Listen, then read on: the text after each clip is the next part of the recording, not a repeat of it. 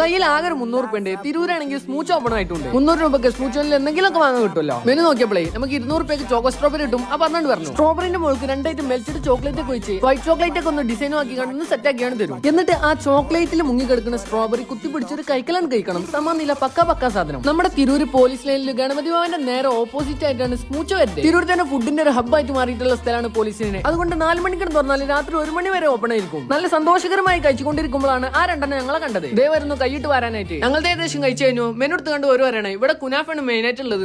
Special ആയിട്ടുള്ള 1-2 items കുനാഫണ്ട് order ചെയ്തു. ആകെ 100 രൂപ ബാക്കിയുള്ള ഐറ്റങ്ങളാണെങ്കിൽ പൈസയും കൊടുക്കൂല. ഇവിടുത്തെ മസ്റ്റ് ട്രൈ ആയിട്ടുള്ള പിസ്ത കുനാഫ. പിസ്തന്റെ സ്പ്രെഡും കുനാഫയും ക്രീമും കൂടി കൂട്ടി കഴിക്കണ കണ്ട. കുനാഫയിലെ അടുത്ത വെറൈറ്റി വൈറ്റ് കുനാഫ. ഓന്റെ മനസ്സ് ശാന്തമാക്കാൻ വേണ്ടിയിട്ട് ഒരു വൈറ്റ് കുനാഫ ഓനെടുത്ത് കഴിച്ചേ. 2 ആൾക്കാരും രണ്ടും കഴിച്ചു. നല്ല അഭിപ്രായം. 3-4 ആൾക്കാർക്ക് കഴിക്കാനുള്ള ക്വാണ്ടിറ്റി ഉണ്ട്. അടുത്തത് tsunami. Nuts chocolate ice cream fruits എല്ലാം കൂടി ഇട്ടിട്ടുള്ള ഒരു സുനാമി എന്നായിരുന്നു. ഇവർ ആസ്വദിച്ച് സുനാമി ആക്കുമ്പോൾ എന്റെ മനസ്സിൽ ഒരു അണുഭവം പൊട്ടി. ഞാനൊരു ബഡ്ജറ്റ് ഫ്രണ്ട്ലി ആയിട്ട്